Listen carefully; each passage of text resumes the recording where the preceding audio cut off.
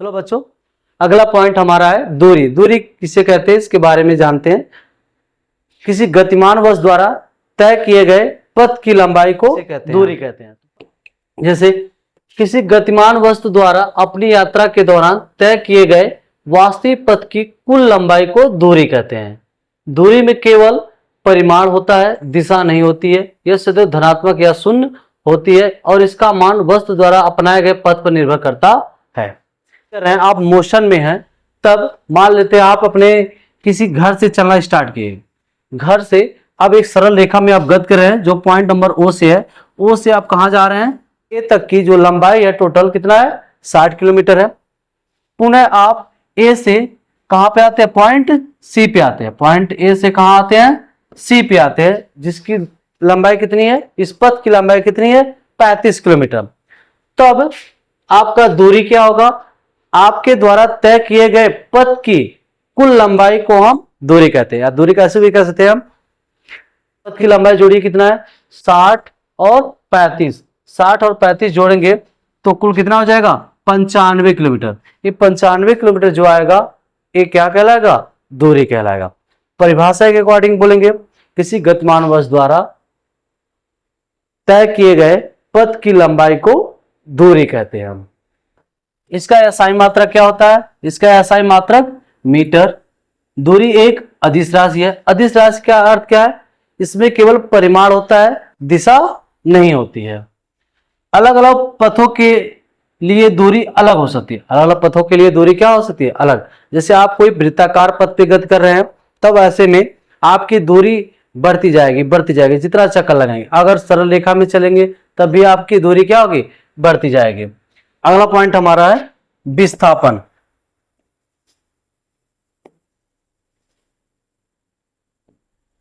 चलिए बच्चों, अगला पॉइंट देखते हैं विस्थापन किसे कहते हैं।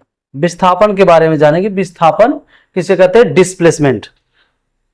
देखिए, ये पथ की लंबाई पर निर्भर नहीं करता। सबसे पहली बात जान लेना, दूरी हमारा जो था वास्तविक पथ की लंबाई पर निर्भर करता था, लेकिन ये जो विस्थापन है ये पथ की लंबाई पर निर्भर नहीं करता है। जैसे यहां पर आपको समझा दे, आप पॉइंट ओ से आप किसी सड़क के रास्ते कहां पहुंच जाते हैं? पॉइंट ए पे पहुंचते हैं।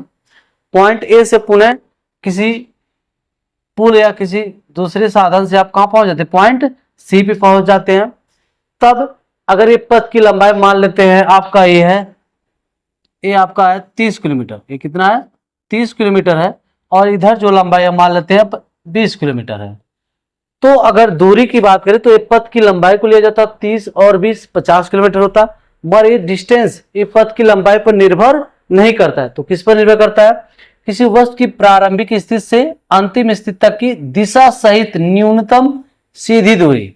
दिशा सहित न्यूनतम सीधी दूरी को विस्थापन कहते हैं। अर्थात अब हम प्रारंभिक बिंदु हमारा यहाँ है, हम पहुंचे कहाँ है? पॉइंट सी पे पहुंचे हैं। इन दोनों के बीच की न्यूनतम दूरी को, इन दोनों के बीच की न्यूनतम दूरी कितना है? 25 किलोमीटर। और दिशा सहित क्या है? दिशा सहित न्यूनतम सीधी दूरी को क्या कहते हैं? हम विस्थापन कहते हैं। प्रारंभिक बिंदु और अंतिम बिंदु के बीच की न्यूनतम दूरी को दिशा सहित अगर बताएंगे तो ये क्या हो जाएगा आपका? विस्थापन। दिशा सहित बोल रहे हैं, अर्थात दिशा में विस्थापन में क्या होता है? दिशा भी होता है। विस्थापन में परिमाण और दिशा दोनों होते हैं। दूरी जो था अदिश राशि था, इसमें केवल परिमाण होते थे, लेकिन विस्थापन में क्या होता है? परिमाण और दिशा दोनों होते हैं। इसका मान दूरी से कम या बराबर होता है। ये जो विस्थापन है आप यहां भी देख सकते हैं, ये दूरी से क्या है? दूरी यहां हम चल रहे हैं 30 20 50 किलोमीटर हो रहा है, उससे क्या है? कम ही है। तो विस्थापन क्या हो सकता है? दूरी से कम या दूरी के बराबर हो सकता है। दूरी के बराबर कब होगा? जब आप एक सरल रेखा में गति करेंगे, उस कंडीशन में आपके द्वारा तय किए गए दूरी और विस्थापन दोनों क्या होते हैं? समान होते हैं। तो समान होगा, और इस कंडीशन में क्या होगा? दूरी से कम होगा तथा वस्तु के प्रारंभिक स्थान पर यहां पर रहेगा, पर लौटने पर शून्य हो जाता है। आप पुनः क्या करते हैं? आप पॉइंट ए से सी पे पहुंचे, सी से आप पुनः ओ पर ही आ जाते हैं। तो ऐसे में प्रारंभ जो अंतिम बिंदु है यहां से कहां आ जाता है? इस पर आ जाता है। ये अंतिम बिंदु अंतिम बिंदु और प्रारंभिक बिंदु दोनों एक हो जाते हैं, तो ऐसे में आपका क्या हो जाएगा, विस्थापन शून्य हो जाएगा, क्योंकि प्रारंभिक बिंदु और अंतिम बिंदु दोनों एक ही है, तो उनके बीच की न्यूनतम दूरी क्या होगी, शून्य होगी, तो विस्थापन भी क्या हो जाएगा, शून्य हो जाएगा। इसका SI मात्रक क्या होता है, देखिए दूरी का SI मात्रक मीटर होता था, विस्थापन का भी SI मात्रक क्या होगा, मीटर ही होगा। विस्थापन एक क्या है, सदिश राशि है। सदिश राशि किसे कहेंगे, ऐसी राशि जिसमें परिमाण के साथ साथ दिशा भी होती है, उसे हम क्या कहते हैं, सदिश राशि कहते हैं। पथ बदलने पर भी समान प्रारंभिक और अंतिम स्थितियों के लिए विस्थापन समान रहता है। पथ बदलने पर भी, अगर आप पथ बदल दे, जैसे अभी यहां बात किए हैं, क्या किए हैं आप, बिंदु O से A पे गए हैं, A से C पे गए हैं, तब O और C के बीच आपसे हम पूछे विस्थापन कितना होगा, तो विस्थापन आप बताएं एक सरल रेखा में, सीधी रेखा में दिशा सहित जो न्यूनतम दूरी है वो आपका क्या होगा, ये विस्थापन हो गया। क्या हो गया, विस्थापन हो गया। विस्थापन 25 किलोमीटर हो गया।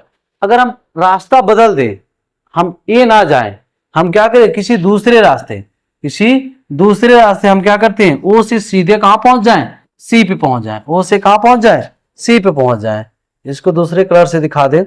ओ से कहां पहुंच जा रहे हैं, जैसे यहां से आप ओ से कहां पहुंच जा रहे हैं, सी पे पहुंच जा रहे हैं, दूसरे रास्ते पे पहुंच रहे हैं, फिर भी क्या होगा, प्रारंभिक बिंदु और अंतिम बिंदु वही है। ऐसे कंडीशन में विस्थापन क्या होगा, वही रहेगा, विस्थापन के मान में कोई परिवर्तन नहीं होगा। बच्चों अब हम दूरी विस्थापन के बारे में पढ़ चुके हैं, तो आगे दूरी और विस्थापन में अंतर जान लेते हैं। दूरी और विस्थापन में क्या अंतर है। दूरी को अभी हम बताएं, हम किसी गतिमान वस्तु द्वारा तय किए गए पथ की लंबाई को दूरी कहेंगे। विस्थापन में आप लोग को बताएं हम किसी गतिमान वस्तु के प्रारंभिक और अंतिम स्थितियों के बीच की न्यूनतम दूरी को दिशा सहित हम क्या बोलेंगे, विस्थापन कहते हैं हम। दूरी एक अदिश राशि है, इसमें केवल क्या होता है, परिमाण होता है, दिशा नहीं होती है। विस्थापन एक सदिश राशि है, इसमें परिमाण के साथ साथ दिशा भी होती है। दूरी के बारे में बात करें तो दूरी हमेशा क्या होती है, धनात्मक होती है, हमेशा क्या होगी, धनात्मक होगी। और विस्थापन हमारा क्या होगा, धनात्मक भी हो सकता है, ऋणात्मक भी हो सकता है, शून्य भी हो सकता है।